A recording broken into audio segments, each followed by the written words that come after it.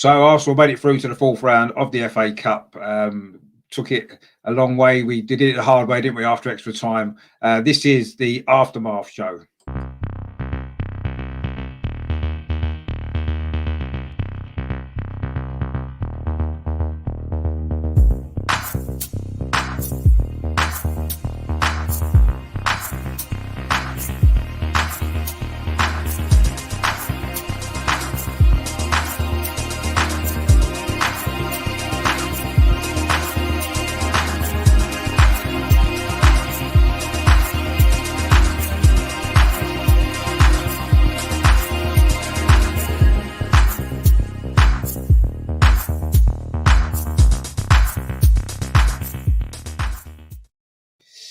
Hello, how are you doing? My name's Richard. Welcome back to my channel over and over and over again, the Positive Arsenal channel. You've probably just seen it. Arsenal have beaten Newcastle 2-0 tonight in the third round of the FA Cup after extra time. It wasn't the greatest game of football ever, but we got through, and sometimes as holders, that's what you need.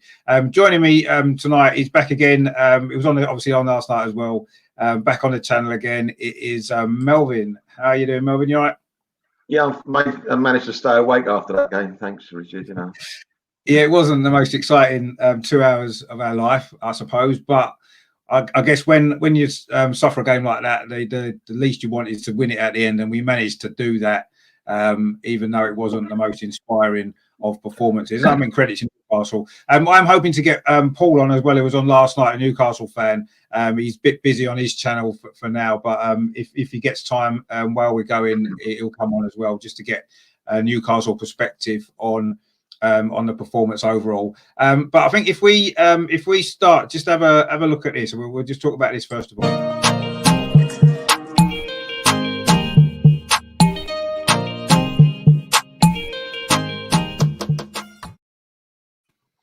I mean, what did you make of our team lineup? Obviously, there was quite a few changes from the West Brom game and the last couple of Premier League games. Actually, there were quite a few changes. What did you make of the team selection? Well, I thought I would have made a mistake, definitely, because before the game I would have loved to have seen Tierney have a rest, and bring Ainsley Maitland-Niles in. But thank God we didn't do that, because he was outstanding today. Without him, I don't know where we would have been going forward. I mean, he should have been man of the match. I know that someone gave it to Smith Rowe, I think, because he scored the first goal. But Tierney was outstanding, so I would have made a mistake there. I don't really want to see Willock and William in the same midfield, to be honest with you. They offer nothing. I think that was a bearish thing. And I would have liked to have seen on the bench to get a bit of Balogun just on the bench, just in case. Yeah. But if you can't make the first 11, and if you can't make the second 9, that's 20 away he is. That's hardly going to change his mind about do I not sign for the Arsenal? So I think that ship may have sailed on that team selection. Happy to see Louise get back. He needs a game or two, so that was good. I thought he'd done all right, same as Mari, and I was happy to him to keep his place. And Cedric again, it's to give Bellerin a break. It's good, because you saw when Bellerin came back the other day after having a bit of missed a game or so, he actually looked a lot better than what he did before. So the lineup was okay. I was happy to see Pepe up front as well. Shame about Martinelli, obviously. I love to see him play, but it is what it is. And we got, the team that kicked off really played as we thought they'd play. Not very inspirational. Lots of sideways and backward passes with this lot. So that's where we are. Yeah, I mean, I wasn't really surprised by much of the team lineup, if I'm honest. I was expecting it to be quite a few changes. Yeah, I agree with you. I thought Tierney might have got a rest of Maitland-Niles given a game, just because Tierney's played a lot. He has got a history of a few injuries. I was a little bit concerned about that. But as you said, he played really well, so that was proved to perhaps be the right decision. He doesn't appear to have picked up an injury or anything, which is good as well. Yeah, I mean, the midfield worried me before we started. With Willian, like you said, Willian and Willock and El Neni as a three in midfield doesn't fill you with a lot of confidence in terms of where's the inspiration in that midfield, where's the creativity, where's the drive, where's the energy. And yeah, Willock can add a little bit of all of that, but not enough. And Willian's just not performing at all, is he? And in terms of the front three, it was unfortunate, wasn't it, for Martinelli to pick up that injury in the warm-up, which apparently is looking like it may be reasonably serious, and he might be out for a few weeks, which is really disappointing because he's only just come back. And I was quite looking forward to seeing him playing today, actually, because he's done well since he's been back in the side, and it was a shame. And of course, Reece Nelson was thrown in at the last minute. It's always difficult, I think, when you're expecting to be sub and suddenly you've got to start the game to get prepared and be mentally ready. And maybe that might have been a contributory factor to the fact that he didn't really have a great game, did he, unfortunately? And then I suppose the other one, Pepe as well. I mean, he's probably the biggest disappointment ever, I think, for a player that's come along at a big signing on fee.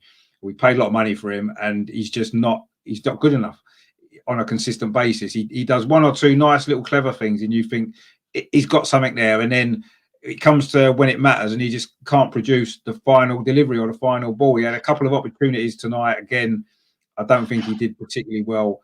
I just thought it was poor, if I'm honest. And yeah, he's just not quite good enough at the level that we need. And you could see when the substitutions were made, and we brought on the players who have been playing well in the last few games, what difference it made to how we played and how much more of a threat we looked.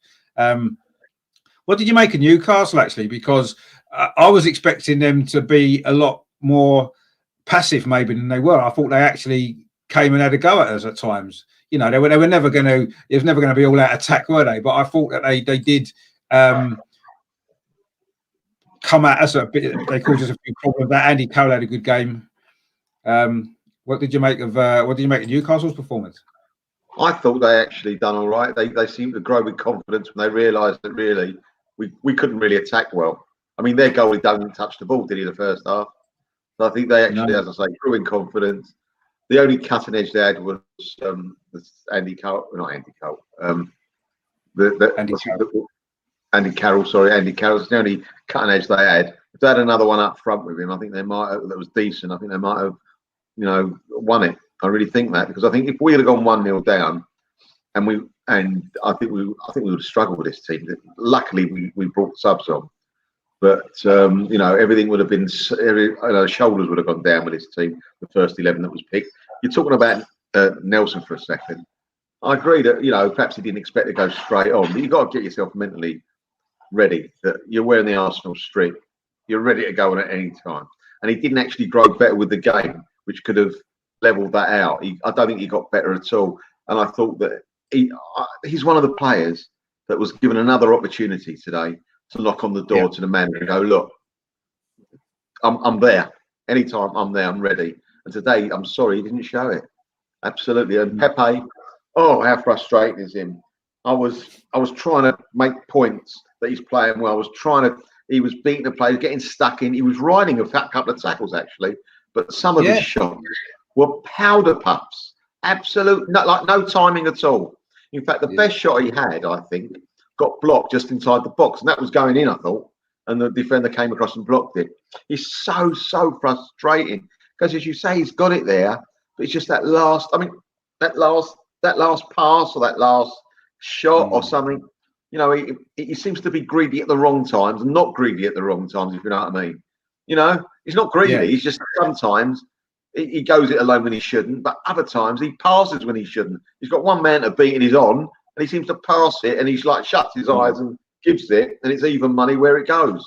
So very disappointed with him. It's a shame because there is a player there, but perhaps we won't see the best of him. I think a move to another club might see the best of him. But Newcastle, they defended all right. Not as if we had a great attack in the first half and most of the second half, but they did all right. They played the ball. They showed a bit of spirit, and I think if they'd have showed a little bit more attacking Lewis, they would have beaten us, I think, or got a goal at least. But they didn't. They just couldn't do it. With all their attacking, in all fairness, Richard, apart from the second half, and they should have scored, our goalkeeper wasn't bothered at all, was he? No, and I think, to be fair, we were probably anticipating it to be a bit like that anyway. Even the Newcastle guys that were on last night were anticipating a similar kind of play, or way Newcastle would set up, and they did. They played a 5-4-1 as they said that they would, and they did keep it tight. They got everyone behind the ball, made it difficult for us. And as we said last night, they're the games that we do struggle to break teams down, especially at home, and that was exactly the case. I mean, we didn't create many chances until extra time when Newcastle were They were dead on their feet, weren't they? By that point, you Yeah. could just see they made a few mistakes. Their legs had gone, and luckily we had the quality to take advantage of that and get the goals right at the end. But yeah, I mean, I think Newcastle did. They maybe offered a bit more of an attacking threat than I thought that they would. I say Andy Carroll, I thought was had a good game. He was a constant menace all night. Won every header. He was holding the ball up. He did well defensively as well, didn't he? Won a lot of headers in the box, cleared a lot of stuff out, and he worked really hard for the team. And I thought he gave a brilliant performance for Newcastle, actually. And I mean, from our point of view, I thought we were very flat in our performance, and it was very much like the performances that we were producing 2 or 3 weeks ago, or actually less than that, just before Christmas, before the changes were made. Going back to the similar kind of team lineup, the similar players in the team, and we put in a similar performance, which is a worry for me, simply because it's a worry, because if we can't play without Smith Rowe, for example, I mean, if that red card had stood and he had a suspension, that would be a problem. If Saka is injured, obviously Martinelli's injured now. We don't have the players to come in, and Ryan, we don't have the players to come in, do we? And produce similar levels of performance as those guys that came on today and changed the game for us. And it just showed me. I mean, I wrote down 4 names during the game that were frustrating me. And I've put in big letters, they're not good enough. And that's Willock, Willian, Pepe, and Nelson. None of those 4 are good enough for me. They're not good enough for Arsenal. They're not good enough to take us forward. If we want to progress and get away from being a mid-table team to challenging again in the top 6 or the top 4, those 4 players are not good enough. And yes, maybe okay in the squad to come on here and there. They shouldn't be starting games for. I don't want to see any of them 4 start another game for us again, because they're not good enough. None of them. The thing is, FA Cup League. You don't want to see them start, but no. But I'd have one of them start and shut the eyes rather than 4 of them go no chance, because it's like 2 separate teams. Yeah, no, that's a good point. That is a good point. Yeah, we can maybe cope with one of them in the team, but not all 4 at the same time. Yeah, that's a good point, actually. Yeah, and but I think keep him in the squad. Andy to have perhaps Willock can come on sometimes in a game and maybe do a job. Pepe can maybe run at a tired defence or turn around, run around in circles at a tired defence and fall over. But they can maybe come on and have an impact at some stage of a game. But Willian, I never ever want to see him again play for Arsenal ever. I think in January we should do everything we can to get rid of him, and whether that means giving him away somewhere, sending him to some health farm, just get rid of him, get him out of the team, get him out of the club, because he's just not. I think he's a bad influence on other players. I think he's just not helping us at all, and his performance on the pitch don't warrant him being in the team. And I'm disappointed, because I was quite excited when we signed him. Actually, he's done well for Chelsea. I thought he's going to be a good player for us. He can bring experience. He's won stuff. He's going to be a good player. And then he's not. He's had one half decent game, and that was against Fulham back in September. And since then, how he still gets picked so regularly, I really don't know. I mean, surely Arteta must know or must realise. I mean, he got taken off tonight. 66 minutes. Okay, it was fairly early actually, but I would have took him off at half time, because he was just completely ineffective. There was no point in being there, because every time he got the ball, he gave it away, and he just did nothing at all. They put him on taking corners, and he just can't put a decent corner in. I just don't understand what's going on. I don't know what he's done to. I don't know what he's done to Arteta to make Arteta keep picking him week after week. I just don't get it. It's not as if, even if he didn't give every ball away, but a big percentage of balls he gave away. But what he did do, Richard, every time he got the ball, he slowed us down. Yeah, whether he gave the ball away after that or not. That's what's no good for us. We've got to have fast-flowing football. That's the only way you're going to progress in this league, and that's disappointing for me. And also, like you say, it's like one rule for one rule for another. He can play as badly as he does every game, and he plays. And also, what he did when he flew abroad, that was very selfish. And he should have been pulled over the coals for that, and he wasn't. Had that have been one of the youngsters, I think, or another player, say, I think they might have been torn off a strip by Arteta, and I'm disappointed that he wasn't. Not because he's not a good footballer, because he was, but because of you're showing disrespect to your teammates as well by doing something like that. And if one of the youngsters is that, I'll have a go at them as well because of it. I mean, is there something in his contract that means he's got to play a certain amount of minutes? Because if he's available, he's in the team. Even the other week, he was on the bench. He was the first one to come on. You know, when the West Brom game, wasn't it? He was the first sub to come on. You know, today he's straight back in the starting lineup, and I don't understand it. He doesn't deserve to be given the amount of minutes that he's been given, judging on his performances, and like you said, maybe a few other things off the pitch as well. I can't understand it. It doesn't make any sense to me whatsoever. And I mean, I expected him to start today. I don't think he should have, but I expected him to start in the next game as well. Now I am honestly, I'm expecting him to start. No, he won't. I can't see him starting the next game. Honestly, seriously, I can't see him. No, but how long have we been saying this? How long have we been saying he shouldn't start the next game because he's not good enough? And then the next game he's back in the team, and he's happened. Can't win a game with him starting.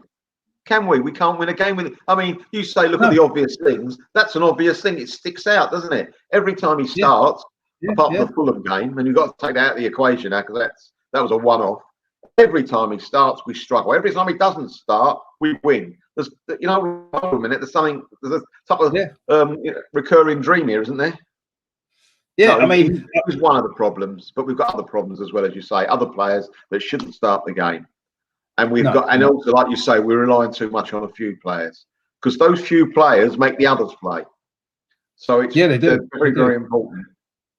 I mean, I guess in a way, maybe you could look at it on the other side of the coin and say that today Arteta maybe did the right thing. He's given some of these players another opportunity to say, look, you know, this is your opportunity. And then he's got the other guys on the bench. They came on and won us the game. And you could say maybe that's a good thing.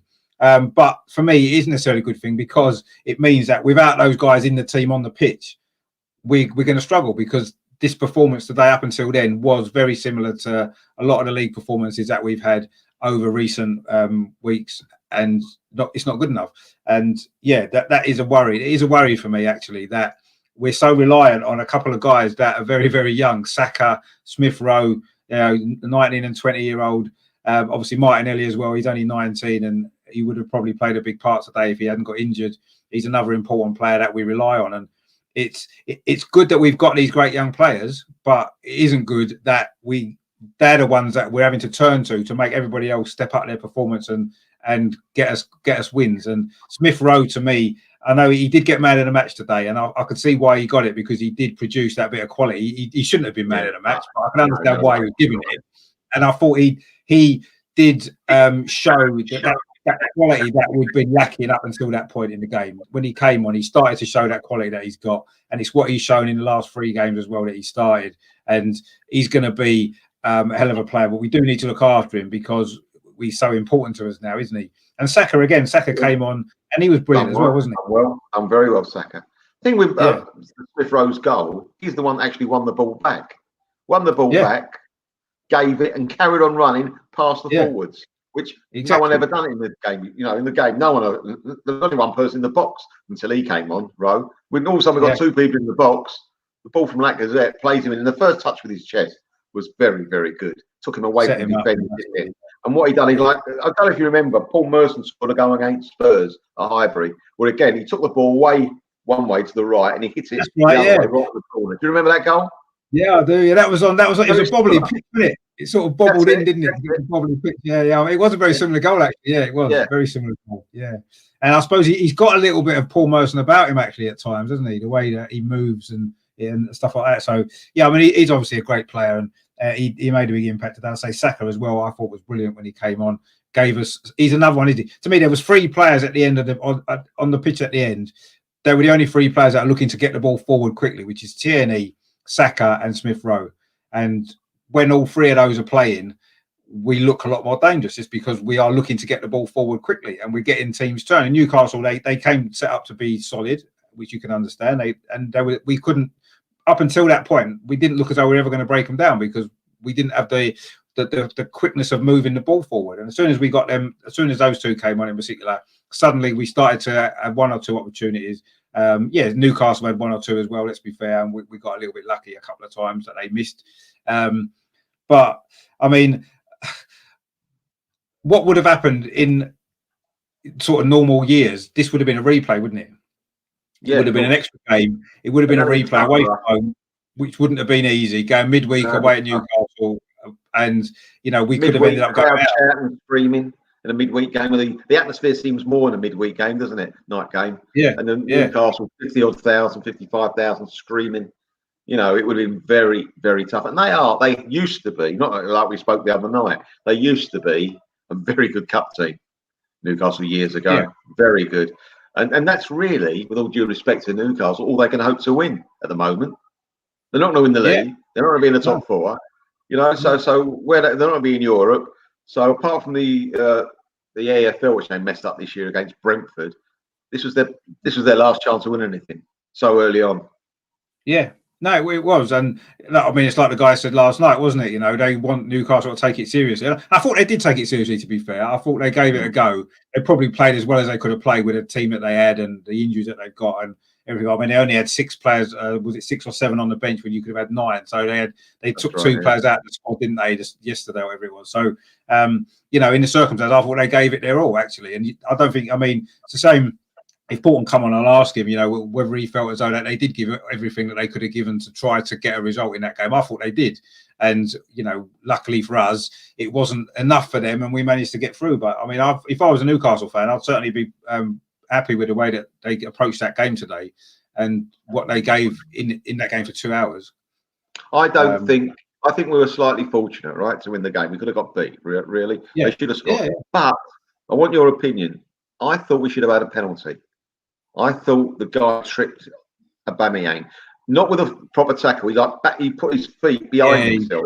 That's a really very strange way. That was a stupid thing to do for the defender, and he got away with it. I think he definitely got away with it because I don't know why it never went to VAR. But I'm not complaining. Apparently, VAR checked it, didn't they, and decided not to give it. That's Seriously? What they said. I think so. Yeah, I think VAR had a check of it and said it wasn't a clear and obvious mistake by the referee. Don't know about that. No, I mean he did stick his heel out, didn't he? I mean he got nutmegged and then he kind of stuck his heel out behind him without looking. And I thought he did clip Aubameyang, and I don't think Aubameyang made an awful lot of it actually either. He didn't exactly start rolling around claiming a penalty, did he? As some players would have done. Certainly, one striker who plays not far away he would have probably done. Yeah, true. He didn't do that, did he? He went over. But he didn't sort of make a big deal of it, really. And maybe that made the referee's decision a little bit easier. I mean, you don't want to see our players rolling around diving, but he was clipped and he should have made more of it to get the penalty, I suppose. But surely it shouldn't make any difference. Once it goes to VAR, you take that out of the equation, whether the player made it or not. But it's a clear and obvious error that they're looking at, isn't it? And if they look at it and think, well, I can understand why the ref didn't give it, we're not going to change his mind. Or with the red card, for example, when it was clearly an error and, you know, he did change his mind. Obviously, Mohamed is not very happy with Arteta. He needs to get the sack. We have just won the game, by the way. I don't know if you're aware. We did win. I know it wasn't great, but anyway, I don't think he's particularly impressed with our manager. But yeah, I mean, I don't necessarily blame Arteta. You know, we got through, and we have to be pleased that, you know, the FA Cup's all about winning and going through to the next round, and you know, we managed to do that today. Even though it wasn't the greatest performance in the world, and you know the players that he brought into the team tonight didn't necessarily step up and do the job he wanted them to do, which isn't necessarily his fault. He's given them the opportunity and they let him down again. It's going to be interesting to see now what happens in the midweek game against Crystal Palace, and of course when we play Newcastle again next Monday in the Premier League, just to see what Arteta's learned. And is he learning? Because, you know, he has kept picking some of these players. You know, I say Willian seems to be the main one. I think Pepe's had his chance. He actually got a lot of minutes today as well. He didn't go off until half time and extra time. And it was no surprise to me that it wasn't long after he went off that we suddenly started scoring some goals. But I think he's had his opportunity now, and I think he's going to have to settle for a place as coming off the bench now and trying to make an impact that way, because he's clearly not doing enough, is he, when he starts games? And I think that his chance has gone now, and I think Willian's chance should have gone, but I'm not sure about that one because he does seem to have some hold over Arteta at the moment to keep getting picked. I'm not really sure. Never in a million years can you pick Pepe on the right instead of Saka. Sorry, it's not going to happen. No, you can't. You can't, and even tonight when Saka came on, obviously Pepe was still on, so Saka was playing on the left, wasn't he, a little bit more when he first came on, later on in the game, when Pepe was on the right, Saka went over to the right almost to take over from him and said, "Look, I'll show you what to do." And he was going past people, and you know what I mean. And it's like that's what Pepe.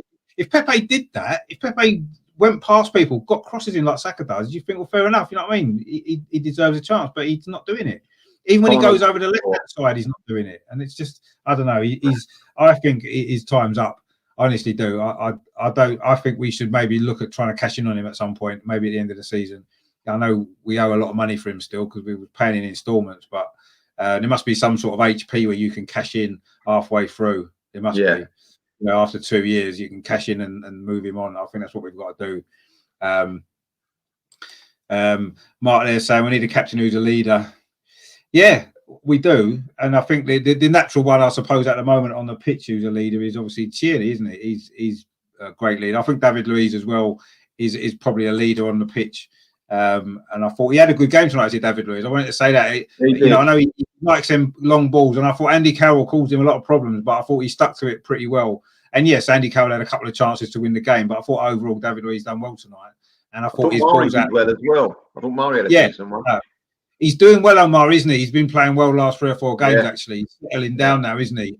And in a way, I know Gabriel's been brilliant all the way through, but suddenly Mari's come in, took his chance, and now you got to think, would you pick Gabriel over Mari when Gabriel's fit again? I wouldn't straight away. No. If this Mark, who's just put him up, does he come from Auckland then? Auckland, yeah. Oh, that's good. Marvellous. Yeah, they're all right in New Zealand. They haven't got to wear masks or anything now. He must be having a well of a time. They've lifted all their restrictions, haven't they? Have they really? I think so, yeah. Williams link-up play down the left is poor, yeah. Yeah, KT makes it. Yeah. As soon as Saka joins the left flank, he gets in. Exactly, yeah. Those two link up really well. But when Saka's on the right, he gives us the extra balance that Pepe doesn't give us on the right. So I think that's, as we saw at West Brom, how well those two played on opposite flanks and, you know, getting balls in, and it was dangerous. And that's how we played so well in that game. So, yeah, I mean, Willian doesn't offer enough. And I don't think he has a good understanding with any of the other players around him. And I think that's maybe at Chelsea, he fitted in better because maybe he had more understanding with players. At Arsenal, he doesn't seem to. He doesn't seem to link with Tierney at all when he plays on the left. When he's played on the right, he doesn't seem to link with Bellerin or whoever's playing at right back. When he plays in the centre, I mean, he's just not good enough to play in that position. He plays a number 10 role. He sort of played number 10 a few times. He's not good enough to play there for us, is he? So he's another one we should cash in on and get rid of. I mean, I don't really want to be... I know it wasn't a great performance tonight, and a lot of players didn't play particularly well, but I don't really want to be too negative because we have won. It's the FA Cup, and that's what it's all about. You know, I'd rather get through every single round with a scrappy victory and get all the way to the final again than play really well and end up getting knocked out by... you know, some team that we should beat just because we didn't take our chance or something like that. So, you know, I'm happy that we won, and it's good to be through. And let's hope the draw is a little bit better to us, that we get a maybe slightly, you know, not a Premier League team would be better because it's difficult, isn't it? But we'll see what the draw brings us. Hopefully, we might get Marine in the next round because obviously they're going to beat Spurs tomorrow, and it'd be nice. I think there's 2 draws tomorrow, Richard, isn't there? Yeah, the 4th and the 5th round are joined together. Yeah. So we'll see how the draw is going to plan out for us, how it goes. But yeah, I mean, it'd be nice to get Marine in the next round, and then maybe who was that team? Was it Chorley that beat Derby? Maybe get them in the 5th round. That'd be nice. That'd be all right, wouldn't it? And then that should get us through to the quarterfinal again, and that'll be happy days. What I wanted to do now, I think I might know what your answer is going to be, but we'll do this anyway.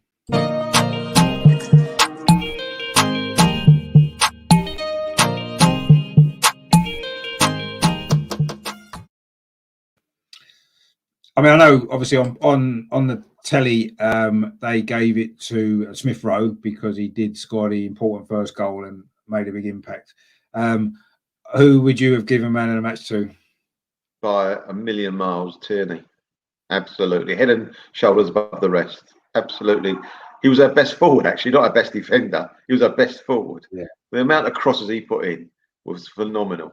The tracking back he did as well. I mean, he owns the left-hand side, doesn't he? Let's face it, for us. The whole left-hand side he owns. And and what he did tonight, I saw, which he hadn't been doing for ages, he did beginning of, I think it was last season or last year, I don't know where I am, when he came, when I first saw him play in the Europa and the League Cup and all that when he played, he was actually showing the back the ball and going past them again. He'd stopped doing that for a bit, going on the outside. But he's got this knack now of making space for himself to put a cross in. He hadn't done that for ages, and that is fantastic to see. When we first bought him, I saw a few Scottish matches on the TV, so I knew about him. I didn't know how good he really was. And then I started watching him on YouTube when we looked like we were going to sign him. And I said, when we signed him, I said, I reckon this player, I did actually say it, this player, they're all going on about Pepe. And I said, I don't know about Pepe. I've seen him on YouTube, it all looks very good. But I reckon what I've seen of Tierney, he will make more goals than Pepe will make. And it's happened, isn't it? I mean, let's face it, it's happened. The guy's amazing. Yeah, I mean, absolutely amazing. No, he is. And I mean, I think last season, obviously he suffered injuries, didn't he? He was injured when we signed him. And then he kind of gradually got into the team, and then he got a bad injury, didn't he, at West Ham when he dislocated his shoulder, didn't he? And he was out for ages. And, you know, it was like, well, yeah, potentially he could be a great player, but we don't know because he hadn't played much. And then he started playing regularly, didn't he? Sort of after lockdown, he came back and started playing regularly in the team. And suddenly you can start to see exactly what he's got about him. And this season, he's just every single game. You know, I don't think he's got less than 8 out of 10 performance all season, has he? Every single week, he's solid, consistent, and he's, like you said, his delivery going forward is amazing. Some of them balls he puts in. I mean, he set up the second goal obviously tonight as well, didn't he? With a ball across to Aubameyang, and he could have set up 2 or 3 other goals if we'd had better finishing a bit earlier in the game as well. So delivery is. I mean, in the first half, there was that one when he got to the byline when it pulled it back. Was it to Nelson? Nelson, yeah, it was Nelson. That's right, yeah. And Nelson shot. He should have straight away. Yeah, straight away. Yeah. Right. No, he should have shot, and he obviously took a touch and they cleared it. But he should have set up a goal there. There was another ball as well that he whipped in. I think it was to Aubameyang as well in the first half. Got past the fullback for fun, whipped it in. Yeah. You know, and he's brilliant, isn't he, Kieran Tierney? And he's really started to produce these consistent performances week in, week out now. And you know what you're going to get with him now. You can guarantee when he starts, he's going to give you a great performance. You just know he is. And even if he makes a mistake, he makes up for it. He gets back, he wins the ball back, and then he'll push us forward as well. I mean, Mark has got a good point as well. Leno deserved a pat on the back. Yeah, he didn't have a lot to do, but he did make the save. That one at the end, particularly when he really needed it. It's a good save that actually. I know it was quite close to him, the shot from Andy Carroll, but he got a good arm down, didn't he, to save it? And that was important because if that goes in, we're out. And that's the FA Cup, isn't it? One little moment like that can make a big difference. And he did step up when he needed him. And he didn't have a lot to do, did he? Other than that, really, he didn't have any. No, it wasn't just that one save, Richard. It was about 2 or 3 within space of 5-10 seconds, wasn't it? Didn't he make the first shot? He had to come out of someone's feet from the rebound, and then grab it again. So within space of 5-10 seconds, he did 3 very good things. So yeah, he was very, he looked more assured. It was good to see him let's put it this way. I'm glad we had him between the sticks tonight. Yeah, I mean, you can imagine what might have happened if we didn't. And I think Arteta knows that, which is why he keeps playing him now. And our problem is we've just sent our third choice goalkeeper, Matt Macey, out on loan to Scotland, Hibernians, for the rest of the season. That just leaves us with 2 first team goalkeepers, if you like, which is Leno and unfortunately Calamity Renarsson. And that's a problem. It could be a problem if Leno. I don't think Leno can play every single game between now and the end of the season in the league, the Europa League, and the FA Cup. I don't think he can. He's going to not be able to play in every single game. He's going to need to have a rest. And unfortunately, what do we do? Because Renarsson's clearly not. He's not ready. He's maybe not good enough. We don't know. He certainly doesn't appear good enough. And that is a problem, and maybe something we need to look at in January. Maybe getting. I don't. Why would we let Matt Macey go on loan when we've got this problem? That doesn't make sense, does it? I heard a month or so ago that they didn't rate Macey. That's why they didn't rate him. Well, no, but surely he's better than Renarsson, isn't he? He's got to be better than Renarsson. When they made that decision, perhaps it wasn't quite the. They knew what Renarsson. Rickett. I think he might be called Rickett Renarsson now because he looks like he's got a ricket in him, doesn't he? But he doesn't inspire confidence. You know, he had one job against Man City to stop the free kick that was hit at him. And somehow we managed to fumble it in the net. I mean, no, not for me. And I mean, for me, a goalkeeper that's a top class goalkeeper at the top level shouldn't be. Yes, goalkeepers can make mistakes. Let's be fair, they can. It's a difficult job, but that's the sort of shot a goalkeeper, any top level goalkeeper should save every single time. You shouldn't let in a goal like that.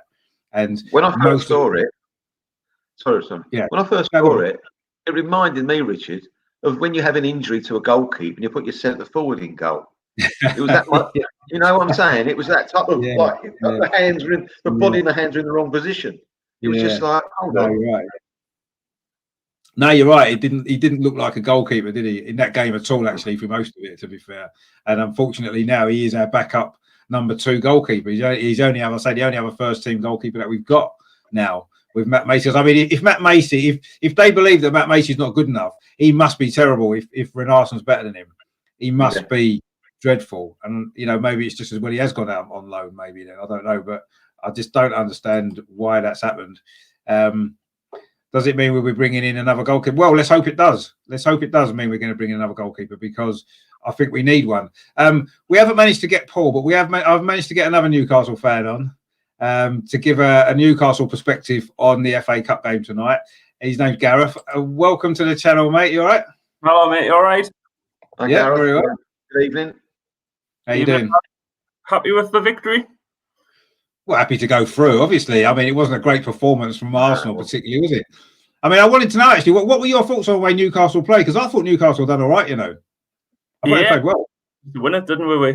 Carroll had 2 good opportunities to kind of put the game to bed, but it's kind of the story of the season. Really, any chances we do create, we don't generally take for kind of one reason or another. So, Yeah, I mean, what did you make of the old red card situation? When obviously, did you think that was the right decision to overturn it, or do you think he should have been sent off and not been able to score a goal? I thought it was a high tackle, but I didn't think there was any force. That was, I think, in the letter of the law, it's probably not one, but it was a high tackle. But yeah, I didn't think it was a red card. I think I can understand. Got the red card, I think, more than anything. I mean, I think I can understand why the ref give it, because when you looked at it in real time, it's almost like he's lunged at him, but he was falling backwards and he was off balance when he made the tackle, wasn't he? So that was why it looked a bit clumsy, and it was perhaps. But yeah, I mean, I didn't think it was a red card. I thought it was the right decision. I was surprised it got overturned, just because they tend not to overturn it very often. But luckily, VAR did its job right for once, and it was the right decision. It was ironic, I suppose, that he scored the first goal, wasn't it? In the end, it was written in the stars that he was going to score the goal, wasn't it? So I'm surprised you didn't put some money on it, Gareth. To even score no. Like you said, it was pretty obvious. But yeah, I mean, I suppose that was the way it was, really. But I mean, I thought the only thing was, in extra time, Newcastle ran out of legs, didn't they? They looked really, really tired. The last 15 that died, yeah, definitely. I think Lacazette made a big difference as well for you coming on for the last sort of 15, 20 minutes. So yeah, no, he did. He had a little bit of quality, linked up the play a little bit better than we'd had previously. I mean, what did you make of Andy Carroll's performance? I thought he played well.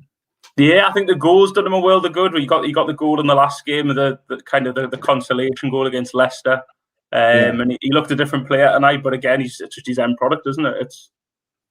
I think if those 2 chances had fallen to Callum Wilson, we would have won the game. I think he would have took both of them, but it wasn't to be, unfortunately. I was surprised, actually, because they were both on his left foot as well. And I was surprised certainly after missing the first one, when that second one fell to him in the last minute, just before he's hit, I'm thinking, we're out here. He scored, and that's it. I was surprised that he didn't. It was a good save, actually, but he should have buried that, shouldn't he? To be fair. I don't know how he didn't score the first one. I don't know how he didn't get the target. No. I mean, he got flagged offside. He was about 2 yards on, wasn't he? So I know he was.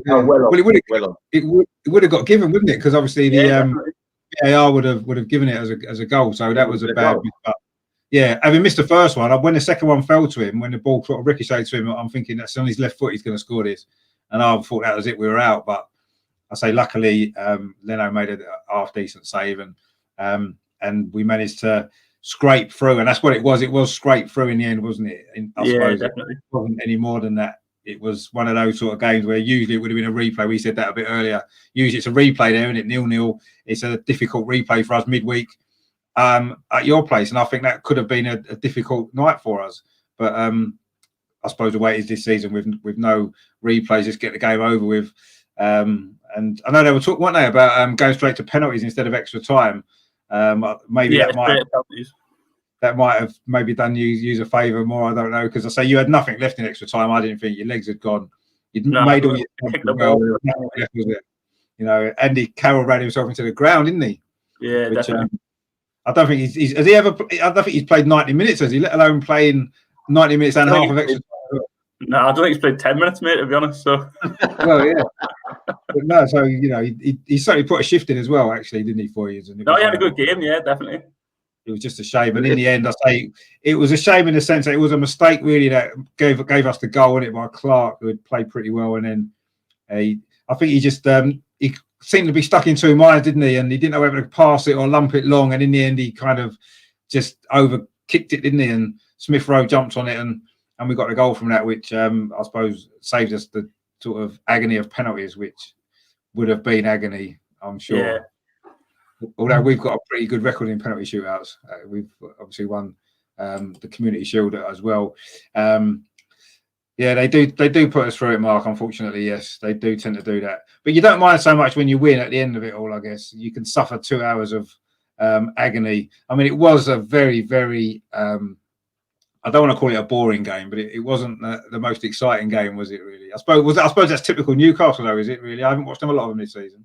That's the most attacking we've probably played all season. We're on the front foot more in that game than we probably have been in any game I've seen us this season. As I say, if we've got the ball wider, maybe a little bit more, and got crosses in for Cowley, might have caused a few problems. But yeah, definitely, it's on the front foot for us this season. That was a lot. I think Hayden had a good game for us. With Clark at the back. I mean, one thing I often kind of wonder when I watch Hayden is, do you guys think that he would make a difference to Arsenal at all in a maybe a deep lying role? Or? Well, I mean, funny enough, we were talking about him last night on the show that we did. He's one of the players, obviously, who played for both clubs. And at the time he was at Arsenal, we had much better midfield players than him. And that was why he didn't get an opportunity and he moved on. And that was fine. Now, having said that, I mean, I think he's a very, very neat and tidy player. And he does we said this last night, he does the simple things really well. He gets the ball, lays it off. And he, like you said, he can play defence as well as an option. So, I mean, yeah, I wouldn't, I don't think he'd have any problems getting in our team at the moment. No, but it was just maybe bad timing as far as he was concerned. Because I say at the time he was at Arsenal, we just had so many better midfield players. And, we played a maybe different style as well. We had a sort of smaller, more mobile midfield players, tricky little players. We had a lot of them. And obviously, he's a different style of player. Didn't really fit in with what we needed at the time. But certainly looking at it, he's been one of Newcastle's most consistent players, I think. Every time I see him play, he never has a bad game. No, definitely. Yeah. He's just one of them players, isn't he? So, I mean, I'm sure if he was at Arsenal now, he would, you can imagine, I mean, El Neni played today. You can imagine Hayden doing a very similar job that El Neni did today. He wouldn't have been worse than him, or necessarily better. He would have been able to do that job that El Neni was doing. Yeah. So, who's your forward? Sorry, I'm bad at names. I'm not being rude. I'm bad at all names, right? Seriously, Gareth. Please, Gareth. No. Forward you took off. Who's the forward you took off? We took Carroll off late on. Joe Linton. That's the one. That's the one. They were talking about him last night. What do you think of him as a Newcastle footballer? My patience is wearing thin now. I've given as much kind of leeway as you can, really. I think he has a very hard job and a very poor team. For me, last season, when he played up front on his own, and he got a lot of stick off a lot of fans, and I never ever criticised Clinton last season. Whereas it's beginning to wear, kind of, as I say, a bit thin on the ground now. We've paid a lot of money for him. He's shown very, very little. I mean, you see Callum Wilson come in this season for half the price and what he's kind of achieved. That's the point I was going to make. Yeah. You weren't sure about him perhaps last year because he had a tough job, but then you've seen someone else do a much better job who has the same problems.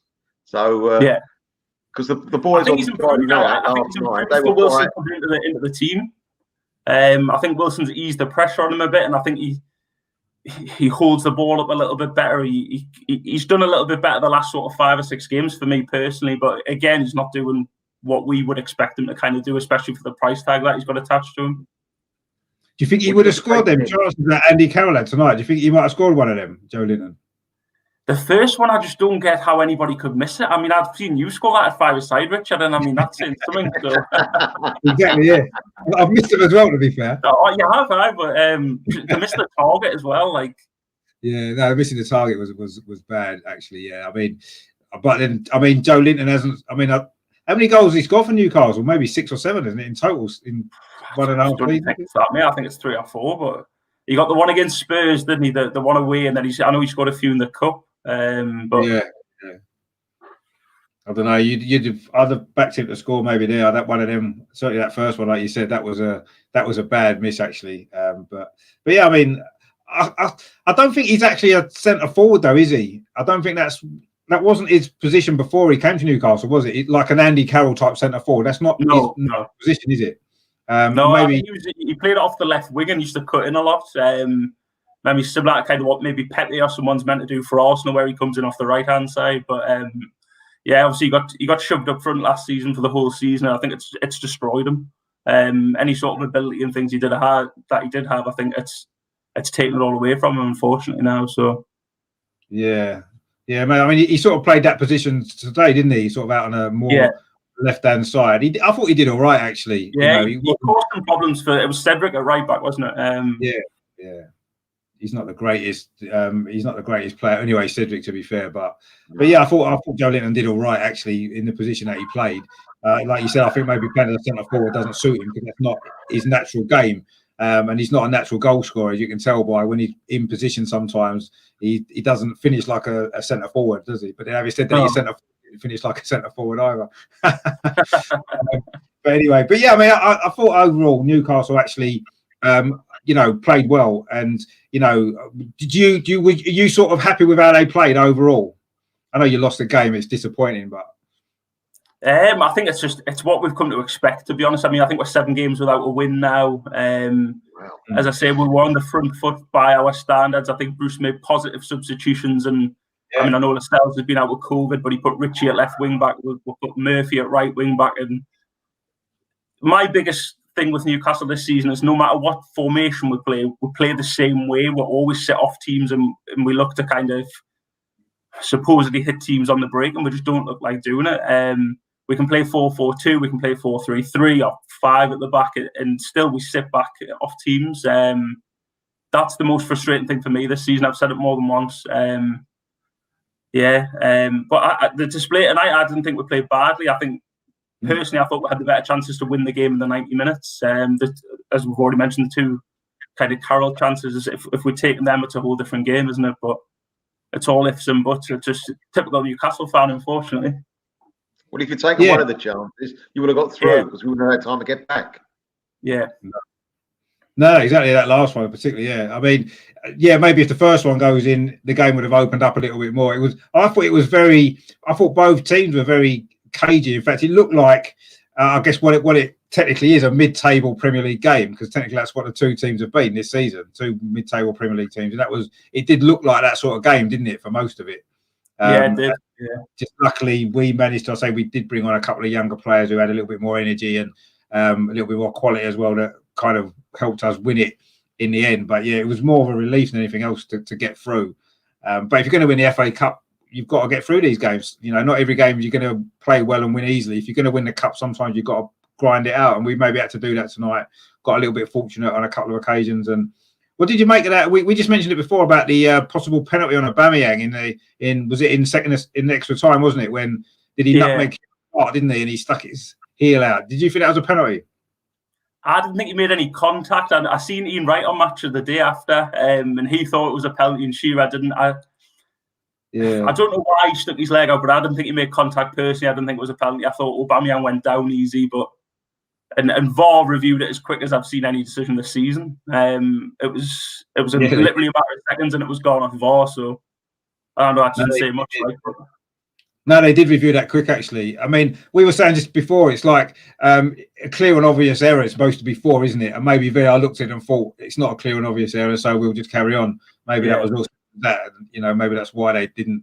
But then again, usually when it comes to Arsenal penalties, VAR don't even tend to bother checking them most of the time, because that's the way it is.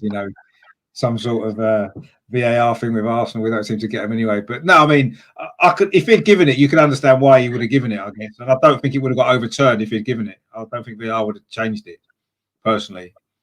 Yeah, as I say, I mean, I didn't think it was a penalty. I didn't think at first kind of glance it was, and then when I seen the replay after, I didn't think it was. But who knows what VAR are going to decide, because the amount of decisions have given this kind of season where no one understands why it's been given them. No. I mean, what do you sort of take from this game in terms of, obviously, we play you guys in the league next Monday night it is now, it's got moved to the Monday. Do you think that you can sort of take anything from this and be a little bit more optimistic maybe about your chances of getting something? Because I think that league game is quite important for both teams actually now. I mean, I know we both got a game midweek and then we play again next Monday. I mean, do you think this is going to have any influence on that game? I think there'll be two quite sort of different teams that play. I think Matty Longstaff will probably come back into the middle for us. Obviously, Callum Wilson will come in up front. But I mean, the fact that, as sad as it sounds, the fact we've created chances against kind of Arsenal, it's something we haven't done this season against a lot of teams. So for me, that's a positive. I mean, for me, I think you had kind of one of the better kind of, your defensive line was almost as good as it could be, minus maybe Bellerin at right back. And the fact that we have created those chances, I think that's a positive, definitely. Yeah. Yeah, and obviously, like I said, Callum Wilson coming back in, he's more likely to get a goal, isn't he? Because he's been, like you said, he scored 7 or 8 goals already this season in a team that doesn't create a lot of chances. So he doesn't need a lot of chances to score. I know he's had a few penalties as well, but his goal scoring record is pretty decent. So yeah, he's going to be. I think he's scored a few against us before for Bournemouth a few times, hasn't he? No, he hasn't he? He's got a pretty good record against us. So yeah, I think that'll make a difference. I mean, I think we will have a different team as well. Actually, I think a lot of those young lads who come on will probably start the league game. I'm hoping they do anyway. So hopefully it'll be a bit more of an entertaining game. But yeah, it was a 2-hour slog, wasn't it? Actually, that game. It was hard work, yeah. But that's been our season all year. I mean, obviously, it's been similar for yourselves over the last sort of 3 games, hasn't it? Where you've kind of turned it around a little bit. But yeah, that's been us for the last couple of seasons now. Where it's, well, I'm saying the last decade or so, it's been a hard watch. So yeah, maybe it's a little bit easier for you. You got used to it. Then it's we've not got used to it yet. We've had 2 or 3 months of difficult games to watch. But I say we just got used to some good games the last few weeks, and suddenly we go back to that. But I think a lot of that was doing the team that we picked. We picked the team that was struggling in the league before. A lot of the same players, certainly midfield and in attacking areas, and I think that was why we were flat until we made the changes. And even then, it took us a while to click and gel and get going. But yeah, I mean, we did a man of the match before. I mean, we gave our man of the match to Arsenal to Kieran Tierney. What about yourself? What would you have said from Newcastle's perspective? Who do you think was your best player? I think Andy Carroll. And obviously, I know he's missed the chances, and his job technically is to just put the ball in the net. But I thought he had a good game. He came deep, he held the ball up well. Obviously, I've just mentioned that it was a hard job for Joe Linton coming in to try and do it, and I thought Andy Carroll did the job well. I thought Isaac Hayden he's an 8 out of 10 every week. And I think Clark, prior to the mistake, had a good game. Yeah. But yeah, Carroll for me, I think did really, really well. When you consider, I mean, like we've just said there before, he's probably played, the most he played is probably 10, 15 minutes kind of in a game, 20 minutes, something like that. To come in and play over 100 minutes and to do it well, I think, yeah, for me, Carroll would have been man of the match. Just a shame he didn't put the ball in the net as well.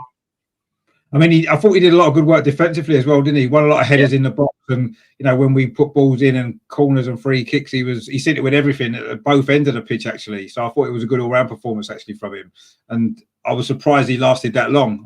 I thought when it was halfway through the second half, I think they're going to have to take him off because he ain't going to be at last, and he kept on going. And in fact, I say right at the very end, he almost actually won it. So yeah, I would agree with it. I thought Andy Carroll was probably Newcastle's best player. But yeah, Hayden again had a solid game, and like you said, he always does, doesn't he? I can't ever remember seeing him have a bad game for Newcastle. No. I ever could remember it, and I've watched quite a lot of them. So, but yeah, I mean, I say overall, I thought we maybe probably just about deserved it over the course of the game. Maybe I know you probably had the 2 clearest chances, but that header from Willock actually, that was a decent chance, a good save from Dubravka. In the second half, he should have maybe scored. Actually, should have scored. Yeah, definitely. It was a good save, but yeah, he didn't head it properly, did he? It kind of come off his side of his face more than his head, I think. And if he'd got power, he would have probably scored. So that was a good chance. But other than that, there wasn't a lot in it, I suppose. But I don't know. I thought we just maybe shaded it, and just happy to be into the draw for the 4th and the 5th round. So we said earlier we're hoping to get Marine in the next round because obviously they're going to beat Tottenham tomorrow. Get them in the ball. That'd be nice. Be a nice little day out of the seaside. Because I'm sure they're up Liverpool way, aren't they? On the. Yeah, I think so. Yeah, them and Chorley are through as well, aren't they? Because they beat Derby today. So. Yeah, Chorley are through. Yeah, I wouldn't mind getting them either. Actually, we need an easy draw because I think if we start playing some of the top teams, then we might struggle to retain our cup. So we need to get a decent draw, certainly until the latter stages, maybe, and then maybe get something a bit better then. But knowing our luck, we'll probably get Man United away or something in the next round. I thought that was one thing about tonight because obviously we haven't played you since kind of last season, and I think for me it was like watching two really poor teams play today. Massive kind of lack of quality from anybody. Whereas I mean, we're used to kind of going 1-0 down, and then we normally kind of concede 3 or 4 against you, don't we? So especially away from home. Yeah, I mean, we talked about it last night on the show. I think since we moved to the Emirates, Newcastle have well, it's now 15 games. They've lost 13 out of the 15 at the Emirates, and it kind of that seems to be how it goes. But yeah, I agree. I thought it was 2 very poor teams for most of that game. 2 mid-table Premier League teams, which is what we are, unfortunately. You know, we've got to accept that where we are at this moment in time. I mean, I guess it's where you guys have been, like you said, for the last few years anyway. It's not any real difference, I suppose. I mean, what are your kind of thoughts on Steve Bruce? Because obviously he's under a bit of pressure now, isn't he? A lot of people are saying maybe his days are numbered. Do you think he's out on his way out, or would you stick with him a bit longer? I would like to see him go personally, but I think Ashley will keep him as long as we're in the Premier League. As long as he does the job to keep up. I mean, he said, was it 3-4 weeks ago, his remit is to keep the club in the Premier League, which obviously as a fan's kind of hard to take. But yeah, for me, I touched on it before where that it doesn't matter what system we play, we're always the same. And I get sometimes he tries to be positive, like we've just said there, putting Murphy on, he's put Richie on, as if he's making kind of attacking substitutions, but the style of play just never, ever kind of changes. For me, if you're bringing Richie on, you're bringing Murphy on, then the ball has to go wide and you get it into Carroll. And I know he's missed those chances, but how many kind of headed opportunities did he have from across the night? None. Not enough. Well, yeah, it was right, but yeah, it certainly wasn't enough. I'm shocked. Sorry, Gareth, I'm shocked that your manager of Newcastle United will get away with saying all I've got to do is keep him in the Premier Division. I'm shocked for a club like Newcastle. That's I think it comes back to the owners. I mean, you've seen all the backlash from the fans and things like that. We went out with Brentford on the cup, and it was one of the worst displays I've seen from a Newcastle team in a long time. There was no fight, there was no one to get through, and it was a big opportunity for the club. But yeah, I mean, for me, he's changed the transfer policies. I think Ashley's given him a bit of leeway and said, right, you can kind of have who you want. I don't think those players would have been signed under Benitez. I think Bruce has got a little bit more control of the transfers, but for me, no, just tactically, it's not good enough. I mean, it's talk of getting that other guy from Bournemouth, King. That'd be a good signing, wouldn't it? Because he'd link up with Callum Wilson and with Fraser as well. That wouldn't be a bad signing, would it, if you got him in January? My only concern about him is he's had a really bad season so far. He hasn't scored a goal in the Championship. Oh, right. I've not really been following Bournemouth. I just know that he linked up well with Callum Wilson and with Fraser, didn't he, at Bournemouth previously? So having those 3 back together could be a good signing, maybe. I mean, I don't know whether that would work necessarily, but we just end up with a Bournemouth team, and you know what happened to them last season, so maybe that's not such a good idea. Yeah. To buy players when teams just got relegated. But I mean, I think with Steve Bruce, you're saying, I agree with Melvin. For a club like Newcastle, with the fan base and the size of the club, just staying in the Premier League shouldn't be the ultimate ambition. It should be to progress, to get into Europe and challenging the cups and stuff. But with Steve Bruce as manager, that's probably all you're going to get, because that's what he does. He's a manager to keep teams in the Premier League. That's what he's always done, isn't he? He's always been at clubs that have done that. And why would you hire Steve Bruce unless that was what you wanted to do? He's like Sam Allardyce type manager, isn't he? You get him to stay up, or Tony Pulis previously and stuff like that. And I don't know, it does seem as though, the owner obviously hasn't got the ambition for the club on a football side then maybe the club should have, really. And this takeover seems to still be dragging on. Do you think that'll ever happen? Do you think there'll be a takeover eventually? He can't keep hold of it, can he? Mike Ashley, surely. No, I think it's obviously the one kind of fell through where we're going to have Neymar and Messi and Ronaldo as a front 3. The kind of the latest one, but Yeah, and it was obviously the Premier League, and I know there's the legal sort of battle going on at the minute. Fingers crossed it does, but I've got no kind of expectation of it being taken over. So I say Ashley takes his money out, he runs it as a business, and I mean it's been going on long enough now, hasn't it? He's got Bruce. As long as Bruce keeps winning in the Premier League, I think Bruce has got a job for life as long as we don't go down with Ashley in charge. I don't know. I think they'll have to come. Surely there'll come a point at some stage where that's not enough for the club just to survive. The fans, obviously, Richard, you know a lot of Newcastle fans, and we're very realistic with the expectations that we have, and we know that. I mean, I would love to say we're a mid-table club, and I don't think we are. We're a team that survives every year, and that's ultimately kind of, to us as fans, it's almost ingrained.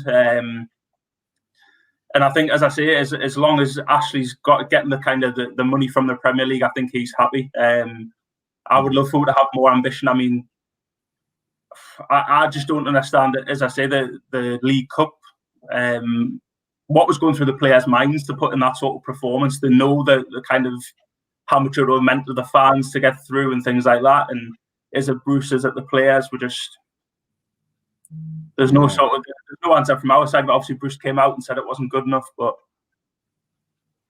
yeah, I mean that was a big opportunity to get to the semi-final, and you would have ended up playing Spurs and you'd probably beat them because you got a decent record against Spurs actually over the last couple of years.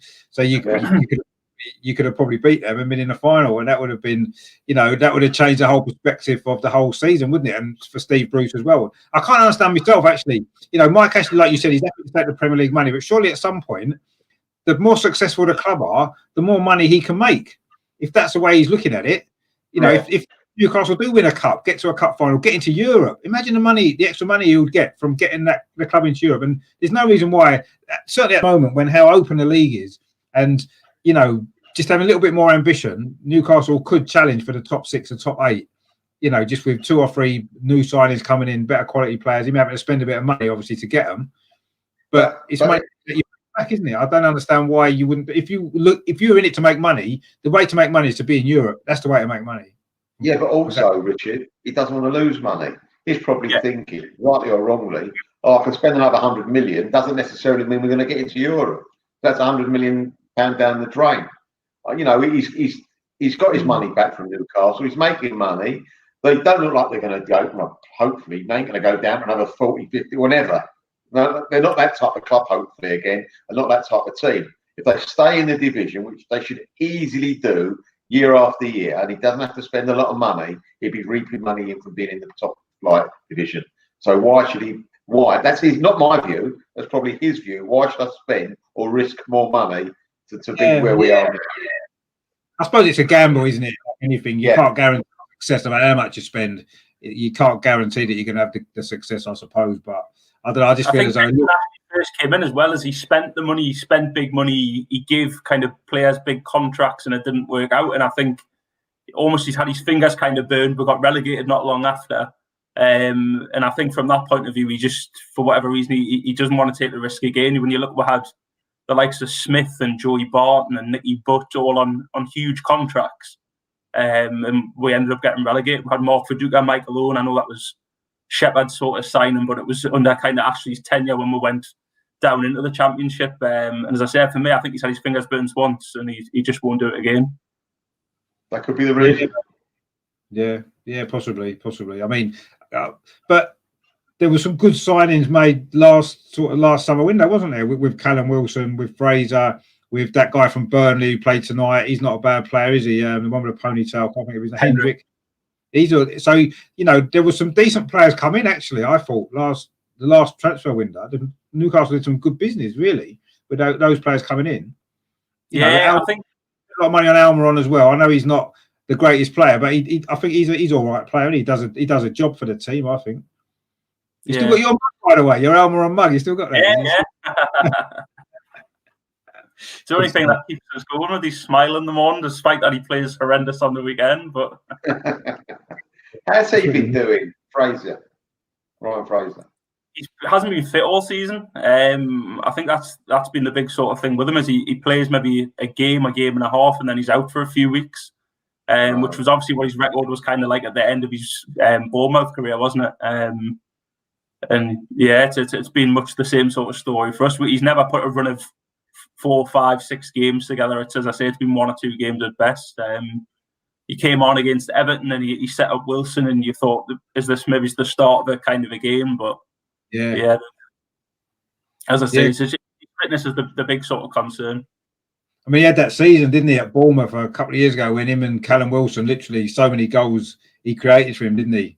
And if those two could make it work at Newcastle, then that would be, you'd probably score a lot more goals and win a lot more games. But if he's not fit, because I think Kane and Son, I think, have just broke the record, haven't they, for the number of goals and assists between sort of 2 players, and I think they've just broke it for Spurs. So yeah, well, yeah, they would, but we don't really count that. It doesn't any record it doesn't count, so we don't even pay attention to it. So they've probably still got the record as far as I'm concerned, because we don't count that. But yeah, I mean, I say, it's sometimes playing the same team twice quite quickly can be a bad thing, actually, and it's not always the same team wins both games quite often, the way it tends to work. Although we actually played you guys, I don't know if you remember, I think it was 2008 when we played you. I think it was in the FA Cup, and then the following week we played you in the league as well at the Emirates twice in a row. And if you remember that, we won both them games 3-0 actually. Flamini scored. Do you remember that, Melvin? We played Newcastle. We played Newcastle in the FA Cup I think it was the 3rd round, or it might have been the 4th round. We played them on the weekend, and the following weekend we played. I know it was in midweek. We played him in the league, and Flamini scored that goal from about 30 yards in the top corner. I don't remember that. That's one of the most famous Arsenal goals. That. I think you dreamt that. Yeah, I don't think it happened. Yeah, Google it. I'm telling you, it'll be there. It's on Google. He definitely did. Flamini.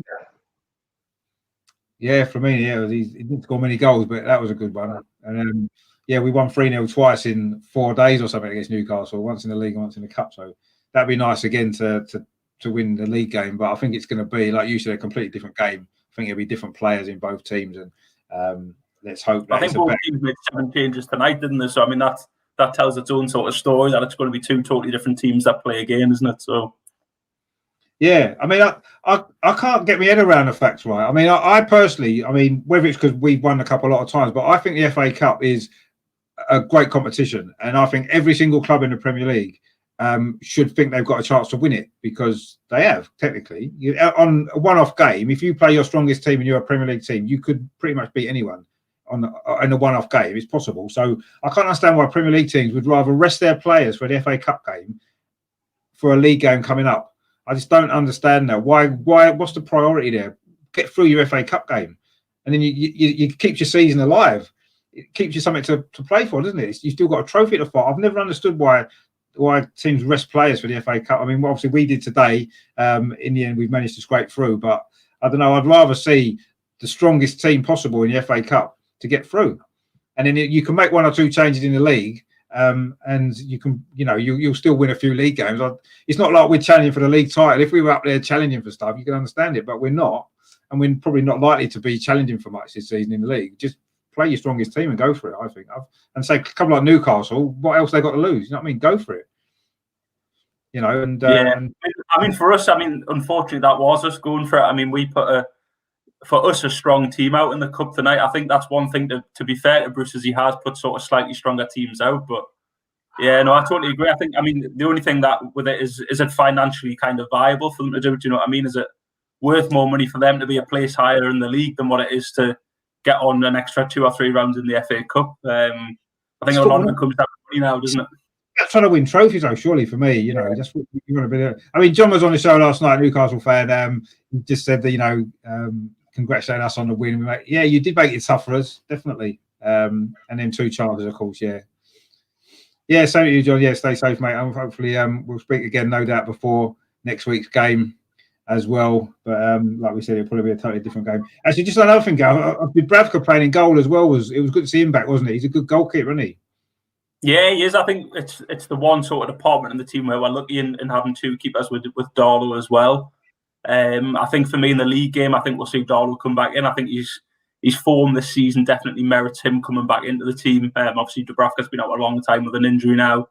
So yeah, I would like to see Darlow come back in. I think he deserves it. I mean, we've got the opposite. Last season, we had the same situation with two really good goalkeepers, and Martinez came in and played really well, and then it led to him obviously leaving.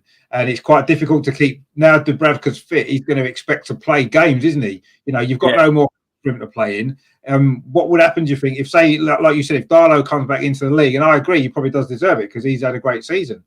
But Dubravka's a number one goalkeeper. He's always been the number one goalkeeper. How would he feel about it? Do you think it might end up one of them leaving at the end of the season? You'd be in a similar situation to where we was last year with that. Maybe, yeah. I mean, what generally tends to happen with us is that one keeper gets injured and then the other one kind of comes in and replaces them. That's history for us, where that generally kind of happens. But I was going to touch on Martinez because I think obviously Villa are having a really, really good season. And it was just how much that you guys kind of maybe thought that the club potentially missed Martinez from the back end of last season when he was playing a lot of games, and how much he's kind of contributed towards how well Villa are doing this season, especially playing out from the back and obviously playing football as well. I mean, for me, Martinez was great at the end of last season when he came in. Unexpectedly, with injury to Leno, he came in and did a great job for 10, 11 games, whatever it was, helped us win the FA Cup, and looked a really good goalkeeper. But he'd been on loan before. He'd been at the club 10 years and he'd made literally 15 appearances in the Premier League in 10 years. And most of those were the end of last season. And you think to yourself, Leno'd been the number one before. Leno had been brilliant last season until he got injured. And then Martinez came in, a bit like I say, your situation with the two goalkeepers. The other one comes in, steps up and does a great job. And then it becomes difficult to leave him out. But with a goalkeeper, I think you've got to have a number one, haven't you? And Leno was our number one, and Martinez didn't want to be a number two. He had the opportunity to play. But yeah, I do think he has improved Villa. I think he's definitely helped to improve them because they had a few issues in goalkeepers last season, didn't they? They had a few injuries and they had some young lad playing in goal a bit last season who wasn't very good. And he's obviously gave him a little bit more stability at the back. He is good with the ball at his feet as well. I think his distribution's good generally. So yeah, he's definitely improved them. And yeah, we've missed out because now we said it before, we've got this Icelandic goalkeeper, Renarsson, who's absolutely dreadful. In fact, you're better in goal than he is. So if you're free for the rest of the season, maybe ring Arteta, you might be able to get a place on our bench. I get an ahead of Leno, mate. I think that's pushing it a little bit. But do you think Leno was better than Martinez? I think that Leno's probably maybe a better shot stopper. I think Martinez commands his box better. He's better handling with the ball. Leno will punch rather than catch, and I think Martinez maybe catches better. I think Martinez's distribution is probably better. I think between them, they've got everything that you need. But, I think they've both got good points and bad points. I mean, what do you think, Melvin? Would you say Martinez is better than Leno? Or it's quite tough, actually, because I think they're both good goalkeepers. I think it's difficult to say who is one better than the other. I think Martinez is a better goalkeeper, to be honest. Honest view. I think what's very important for a goalkeeper, apart from the obvious, that he commands the area. I think he commands the area far better than Leno. I think the defence have got more confidence in him. Yeah. And there's two big points. And when you say that Leno's a good shot stopper, I don't think Martinez is a bad shot stopper. I think he's got. I think he's been not unlucky because he's gone to a decent club, Martinez, and he's got his career going. Good luck to him, and I mean that. But I would have preferred Arsenal if they had to toss up a coin to sell one. I would have kept with Martinez. I think he had the jersey, rightly so. He got a bit of luck to get the jersey, and he never let us down. He won games for us as well, and he lifted the team when he was in goal. So I think it was a very tough decision for the management. But made the decision to go with it. Good luck to them. But if I'm not the Arsenal manager for a lot of obvious reasons. But if I was, I would have probably stuck with Martinez. Yeah, I mean, it was a shame we couldn't have kept them both because you can see the benefit of having two good goalkeepers, especially when we're in Europe. Hopefully we'll have another decent FA Cup run. We didn't do badly in the League Cup, so there was enough games for us to play to have had two decent goalkeepers playing. And unfortunately, now we've lost a very good goalkeeper to Aston Villa. We've brought in a goalkeeper who's clearly not very good. And we've got an issue now where if Leno gets injured again, we're in trouble. But it's difficult, and I think Newcastle have the same problem. I think it's difficult to keep two goalkeepers who perhaps deserve to be a number one, to keep them both up because the other one's not going to want to sit on the bench. Dubravka isn't going to want to sit on the bench the next 6 months, is he, for the rest of the season? because I don't know. Steve Harper did it for 20 years, and he did it. So I mean, he might be happy. I never know. He was never number one, though, was he? No, but I think it's the only department we've ever been blessed where we've always had kind of two solid options. It was just for me, kind of touching back on Martinez again. I just wondered how much you guys kind of thought that it's impacted on your season so far. Like Melvin says there, if the defence have got confidence in the keeper and kind of vice versa, obviously that has a big impact on the team, doesn't it? From the kind of the back outwards. And I don't think it's something that's ever been touched on for Arsenal, and having kind of the bad run that you had and the downturn and things like that, and how much of that's because Martinez has went and because now Leno's back in goal. I mean, again, like Melvin says there, he's a lot more commanding, and Richard, obviously you touched on it. And it's confidence, isn't it, for the rest of the team? If you're confident in your keeper, and you don't, for me, I haven't seen a lot of Arsenal this season, but Leno doesn't kind of scream and shout, and he's putting people in position and things like that. Whereas when you watch Martinez at Villa, he does a lot of that, and he's barking orders around. And for me, I kind of wonder how much has it affected Arsenal as a team with Martinez leaving. I mean, I don't think. We've not conceded a lot of goals. When you looked, even when we were really struggling, if you looked at our goals against column compared to every single team around us in the league, we were conceding a lot less goals. I don't think defensively was a big issue. Would Martinez have made a much difference to our defensive record and our stability in the team? I'm not convinced he would have done necessarily, because we wasn't conceding lots and lots of goals. Our problems were at the other end of the pitch. We weren't creating anything. And every single goal that we then conceded became massively important because we couldn't score at the other end. So I don't know if that's been our biggest issue. I'm not saying it hasn't been an issue. I think maybe some of the players in the squad, that sometimes a decent player leaves, it upsets some of the other players in the squad, doesn't it? Because they look at and think of the ambition of the club. You know, if you're selling one of our better players who's played well, what message is that giving out? You know, we've brought in an untried goalkeeper to replace him, and it's almost like that gives out a bad message. And I don't know whether that may have had an impact on the squad as opposed to him being in the team or not. I don't think that's made a lot of difference. I don't think Leno's had a bad season. I think he had a shaky start, but I think over the last 2 or 3 months, he's back to what he was doing last season and the season before, when he was really good and consistent for us. And I thought today he made a save when it mattered at the end, and I thought, you know, he's been doing that pretty consistently now for us. So I don't necessarily think the goalkeeper is the reason why we had those issues necessarily. I don't think defensively it was really at all. It was more, you know, yes, I think there are problems behind the scenes at Arsenal. I do think there's a few issues behind the scenes, and that probably hasn't helped.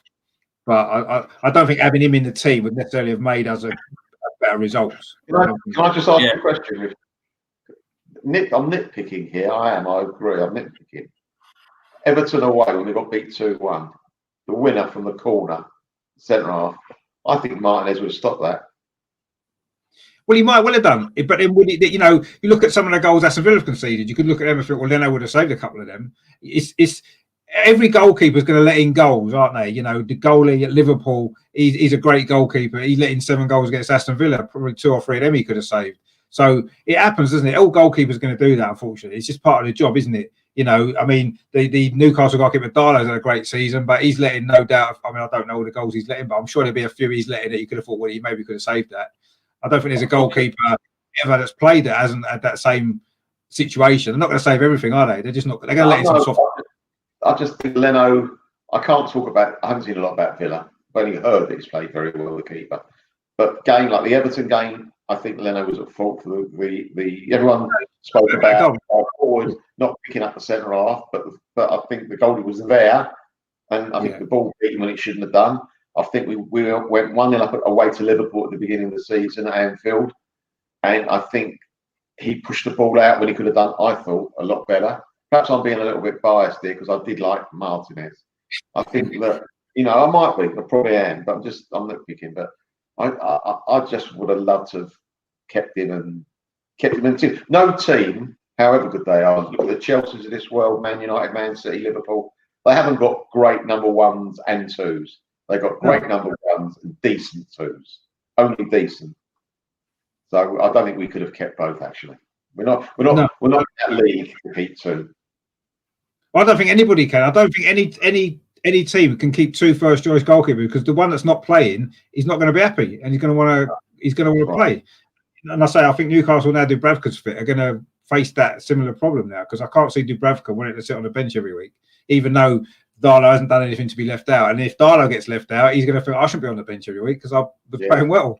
And that's exactly the same problem that we had with Martinez and with Leno. And one of them had to go, and that was the decision that was made.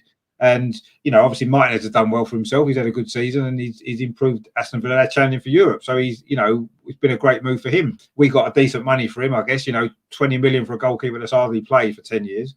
We ain't done bad out of that really either. And we managed to mean that we could get the Thomas Partey deal done, who's going to improve us when he's fit. So, I think it was a good deal all round. And, there may be some goals he would have saved and some he might not have done that Leno saved. Like today, maybe, Martinez was in goal. Newcastle might have won that 1-0 at the end. You just don't know, do you?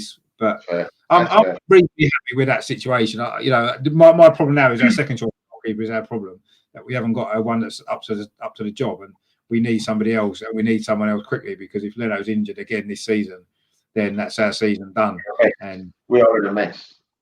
Yeah, we would seriously be in trouble, and even the thought of relegation wouldn't be out of the question still, even though we've had a couple of good wins.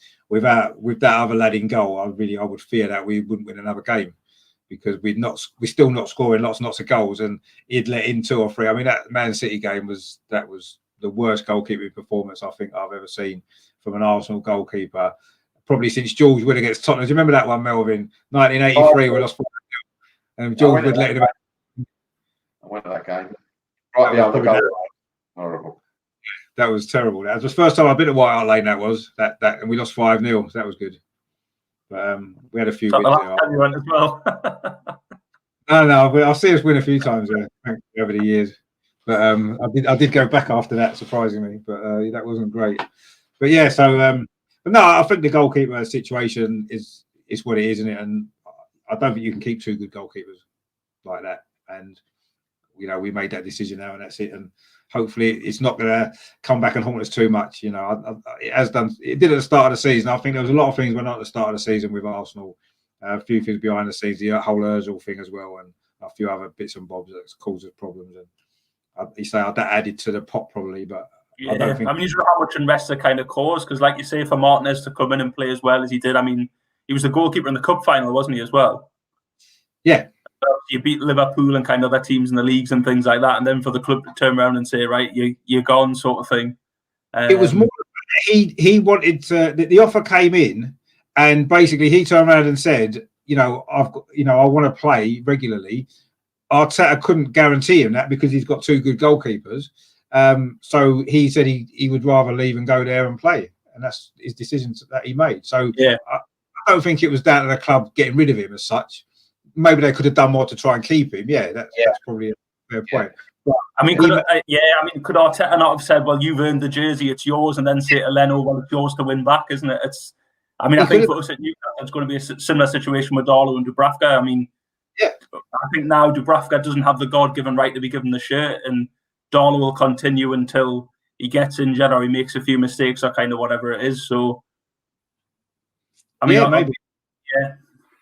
No, I think he could have done that. Arteta could have done that. He could have said, you've earned the shirt. You're going to be number 1. But, for whatever reason, he maybe didn't feel as though he wanted to make that choice between one or the other. He said, well, you're both here, both good goalkeepers, and you've got to fight for the place, which is what he basically said. And Martinez was sort of of the opinion, well, I can go to Aston Villa and play every week. And that's what he's done. And, I guess we don't know how the conversation went. But if Arteta would have turned around to him and go, look, you've got the jersey. As long as you've got the jersey, you'll be playing for me. As long as you don't make any mistakes or get injured, obviously. Something's got to happen for you not to keep the jersey. I think he might have had a different kettle of fish. No, he probably would have done. But is that good management? Surely every position should be up for every player should have to fight for their position. Regardless of how well they played the previous game, doesn't mean they should get next 10 games in the team. You've got to earn that place every single week, haven't you? So I don't think you should. If you've got 2 good players in one position, for example, if we were playing one striker every single week and we've got Aubameyang and Lacazette, I know Aubameyang tends to play on the left quite a lot, but if you wouldn't turn around to Aubameyang and say, you're going to definitely be number one, and Lacazette, you're going to have to fight for your place, and you might not play, because then Lacazette will say, well, I'll leave then. I think you've got to say to them that you've both got to fight for your place. If you're playing well, you play, and then I'm going to give the other guy a chance as well, and then that's how he probably approached it. Which to me is probably actually a good management. I don't think you can turn to Martin and say you're going to play every week. You're my number one now. I think he's got two until you drop off. If you drop off, if I drop you, you drop, and the other guy gets a chance. I don't think that's too bad. It's different for goalkeepers anyway. If you look at someone, I just say, I don't know, Saka, just as an example. So if he puts 10 or 15 good games in, and then all of a sudden, I don't know, just as an example, Ozil comes back into the team, and it's, oh, well, Saka, now you're out the team, you're off because Ozil's back and he's the first teamer sort of thing. I just wonder how much kind of unrest it's caused among sort of other players. No, it probably has. Yeah. Situation.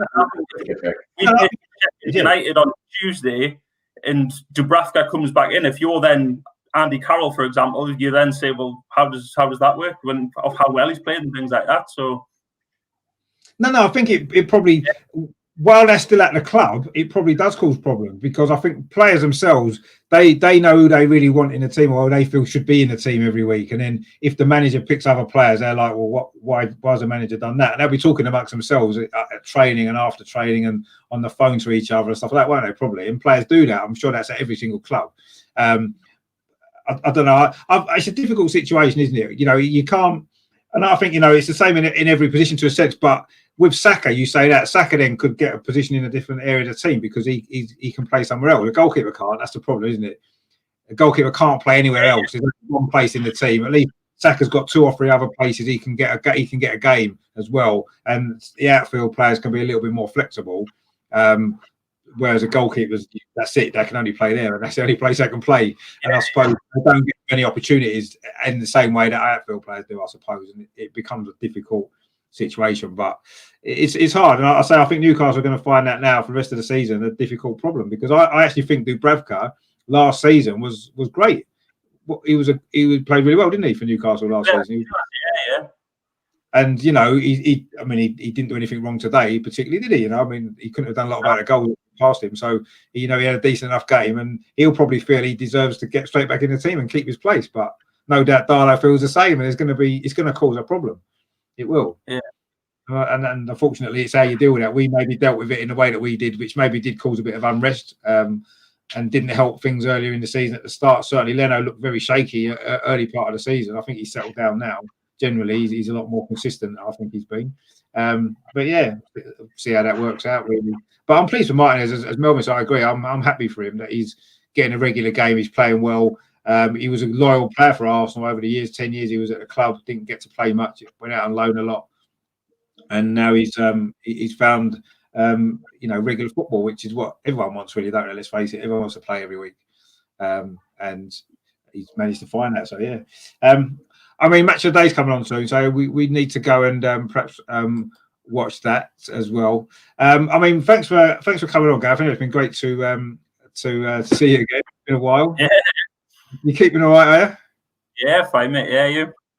Yeah, not too bad. It's just obviously this lockdown's doing me head in now. No football and nothing like that. It's a bit frustrating, isn't it? But what can you do? Just have to get your head down and crack on, and hopefully it'll be all over soon and we can get back to normal and play football again. How's your leg? You're still injured, or you're I'm back running again now, so making some progress. Oh, that'd be good. Hopefully, by the time football's back on, you might be able to come back and have a game. I wouldn't go that far, but yeah, you need to get yourself back in. Definitely, it's been all right actually. Last few weeks it was good. But just unfortunately, that's it now. So nothing to do on a Wednesday other than do stuff like this. So I just have to keep doing more of this, I suppose. But we've got a game Thursday anyway, so I'll probably do something on that. So. But yes, anyway, thanks for coming on, Gareth, and Melvin as well, of course, as always. Obviously, I'll be doing tomorrow. I'll do a video on the game itself, look on a bit more detail. I'll watch bits of it again. Hopefully, I can stay awake watching it again because it wasn't the most exciting game. But anyway, last 15 minutes, mate, I thought anything happened. So, well, no, the last bit of the game was good. The the final bits of the last 90 minutes was quite good, but other than that, there wasn't much going on, was there? Really, it was a bit dull. But anyway, but I will do a review video on that tomorrow at some point. I'll put that on, and then I am trying to get a show together. Actually, I don't know whether you two guys might be interested. I'm trying to get a few different people on just to really talk about the impact that the pandemic has had on football and on obviously the fact no supporters can go to the games and the impact it's having with players having not to be able to play, the impact on grassroots football and all that kind of stuff. You know, trying to do something a bit different. I want to try and do that maybe next week at some point, but at the moment it's just an idea that I've been throwing around in my head because I do think it's a lot of interesting information. People will have their own thoughts on it as well, and I do think it could be quite an interesting show actually to talk about that kind of stuff because I do think that it has had a massive impact on everybody, you know, obviously in football, but also people's mental health and everybody's life in general. And I think that, you know, football's been a massive release, I think, for us as football fans. And but I do feel as though it's had an impact as well. So there's something I'm looking at doing in the next week or so. I've got a couple of other guys who have said they'd be quite happy to come on. A Man City fan, I've got a Tottenham fan who's quite keen to do it as well. So, you know, I'll put out some information about it if you're interested in coming on and doing that. That'd be good. But I'll sort that out maybe next week sometime. I know there's a few games on midweek, so I might try and avoid. Obviously, when the games are on, people want to watch the game, so I might try and wait till there's no midweek games and do it maybe the week after, perhaps. But we'll see. So yes, that's coming up as well. So lots coming up on the channel. Thanks to all you guys in the comments as well. Mark was in there earlier. In fact, the Mark from Auckland as well. Good to see him in. I bet he's enjoying life at the minute. And Mohammed, of course, who wants Arteta out, which is a shame because I still think we're still in the FA Cup, so you need to be a little bit more optimistic about life. Russ as well was in it. Even Russ was positive today. That says something. If Russ is positive, yeah. So he must have been. I don't know what game he was watching. Clearly not the same one, but anyway, we did win, so maybe he's positive about that. And of course, John as well, the Newcastle fan who was on last night. Yeah. I'll say no doubt we'll speak before the game on Monday. So yes, that's it there. So thanks everyone for watching. Thanks for you guys. Thanks to Melvin. Where can people find you, Melvin? I know you're always here. They probably know where to find you anyway. Just your channel and also Mr. Ryan Arsenal's channel, and sometimes Andrew from Where to Dale Square, and that's my Dale Square. Dale Square to Where? Get it right. He'll be upset if you don't. What is it? From Dale Square to Where? Oh, from Where to Dale Square. Oh, no, of course it is. It's from Dale Square to Where. Sorry, Andrew. Hope you're not watching this. Don't hold it against me if you are. No, thanks for having me on, and nice to meet you. Keep well. Yeah, nice to meet you. Yeah, you too, mate. Take care. Are you on a quiz tomorrow, Melvin? Are you doing a quiz tomorrow? Yeah, I'm 5, isn't it? I think so. Yeah. So we're on a quiz tomorrow on Ryan's channel, so that's always a good show. So tune into that. Yeah, is it 5:30? I think it's 5:30. Yeah. 5, yeah. So I'll be on 5:30. That's a good quiz. That Who Am I quiz? So I'll be on that again. I'm defending my title for the 4th time, so let's see if I can win it again. But I'm sure Melvin will beat me one day, won't you? Must be shocking standard if you've won it 4 times in a row, Richard. Well, what can you want to come on in and see? You know, it's very good quiz. Put your money where your mouth is. It's a good quiz, actually. It is really good. It's a Who Am I quiz. It's really good, and it's a good laugh as well. But yeah, that's on tomorrow. So. Yes, tune in for that as well. And of course, in the meantime, as always, before we go, thanks you guys also for coming on again. In the meantime, ahead of a big game this week, we've got as well against Crystal Palace on Thursday. Come on, you Gunners! Come on, good win today. FA Cup. Here we go. Wembley again.